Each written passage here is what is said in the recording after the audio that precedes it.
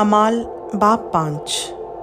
और एक शख्स हनन्याह नाम और उसकी बीवी सफीरा ने जायदाद बेची और उसने अपनी बीवी के जानते हुए कीमत में से कुछ रख छोड़ा और एक हिस्सा लाकर रसूलों के पाँव में रख दिया। मगर पतरस ने कहा, ऐ हनन्याह, क्यों शैतान ने तेरे दिल में ये बात डाल दी कि तू रूहुल कुदस से झूठ बोले और ज़मीन की कीमत में से कुछ रख छोड़े? क्या जब तक वो तेरे पास थी तेरी ना थी, और जब बेची गई तो तेरे इख्तियार में ना रही? तूने क्यों अपने दिल में इस बात का ख्याल बांधा? तू आदमियों से नहीं बल्कि खुदा से झूठ बोला। ये बातें सुनते ही हनन्याह गिर पड़ा और उसका दम निकल गया और सब सुनने वालों पर बड़ा खौफ छा गया। फिर जवानों ने उठकर उसे कफनाया और बाहर ले जाकर दफन किया। और करीबन 3 घंटे गुजर जाने के बाद उसकी बीवी इस माजरे से बेखबर अंदर आई।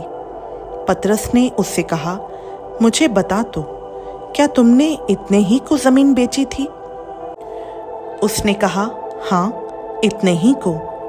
पतरस ने उससे कहा, तुमने क्यों खुदा के रूह को आजमाने के लिए एका किया?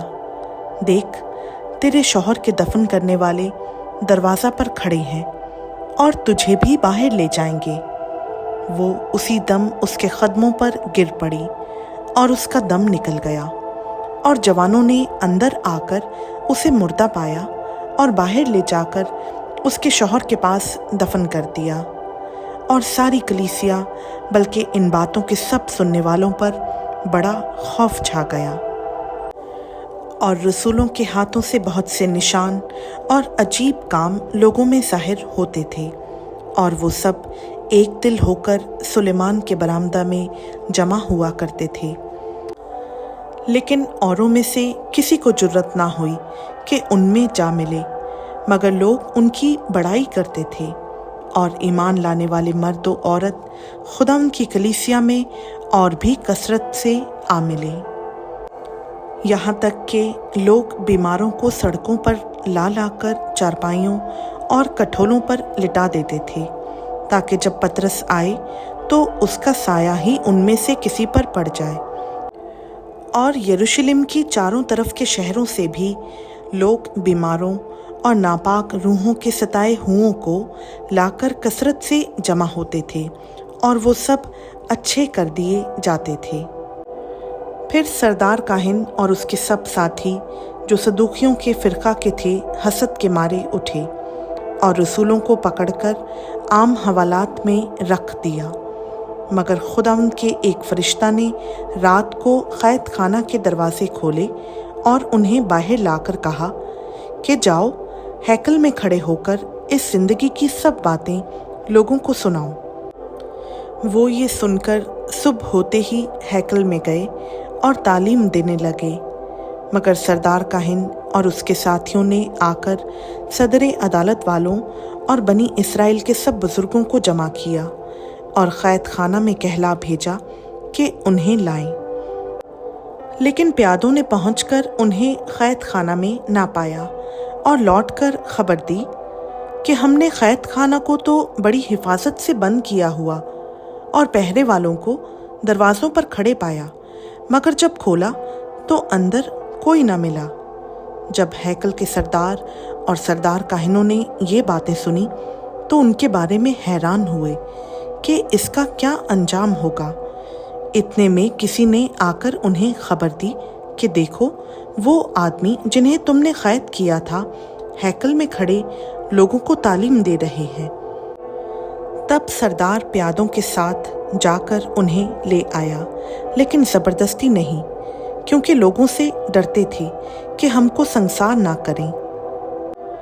फिर उन्हें लाकर अदालत में खड़ा कर दिया और सरदार काहिन ने उनसे ये कहा कि हमने तो तुम्हें सख्त ताकीद की थी कि ये नाम लेकर तालीम ना देना, मगर देखो तुमने तमाम यरूशलेम में अपनी तालीम फैला दी और उस शख्स का खून हमारी गर्दन पर रखना चाहते हो। पतरस और रसूलों ने जवाब में कहा कि हमें आदमियों के हुक्म की निस्बत खुदा का हुक्म मानना ज़्यादा फ़र्ज है। हमारे बाप दादा के खुदा ने यीशु को जिलाया, जिसे तुमने सलीब पर लटकाकर मार डाला था। उसी को खुदा ने मालिक और मुनज्जी ठहराकर अपने दाहिने हाथ से सरबुलंद किया, ताकि इस्राएल को तौबा की तौफीक और गुनाहों की मुआफ़ी बख्शे। और हम इन बातों के गवाह हैं, और रूहुल कुदस भी, जिसे खुदा ने उन्हें बख्शा है जो उसका हुक्म मानते हैं। वो ये सुनकर जल गए और उन्हें कत्ल करना चाहा, मगर गमलीएल नाम एक फरीसी ने, जो शरा का मौल्लिम और सब लोगों में इज्जतदार था, अदालत में खड़े होकर हुक्म दिया कि इन आदमियों को थोड़ी देर के लिए बाहर कर दो।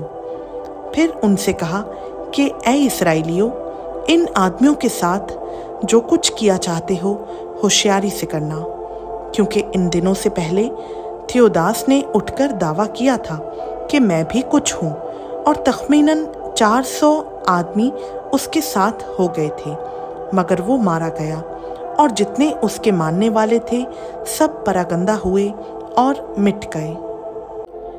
इस शख्स के बाद यहूदा गलीली इसमें नवीसी के दिनों में उठा, और उसने कुछ लोग अपनी तरफ कर लिए, वो भी हलाक हुआ, और जितने उसके मानने वाले थे सब परागंदा हो गए। बस अब मैं तुमसे कहता हूँ कि इन आदमियों से किनारा करो और इनसे कुछ काम ना रखो, कहीं ऐसा ना हो कि खुदा से भी लड़ने वाले ठहरो, क्योंकि ये तदबीर या काम अगर आदमियों की तरफ से है तो आप बर्बाद हो जाएगा, लेकिन अगर खुदा की तरफ से है तो तुम इन लोगों को मगलूब ना कर सकोगे।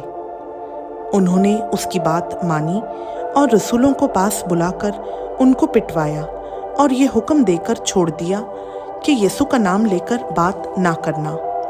बस वो अदालत से इस बात पर खुश होकर चले गए कि हम उस नाम की खातिर बेइज्जत होने के लायक तो ठहरे।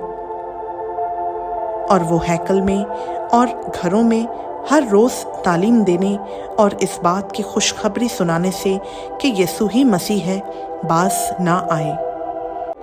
खुदावंद का पाक कलाम का पढ़ा, सुना, समझा और कबूल किया जाना हम सबों के लिए बाइस बरकत हो। आमीन।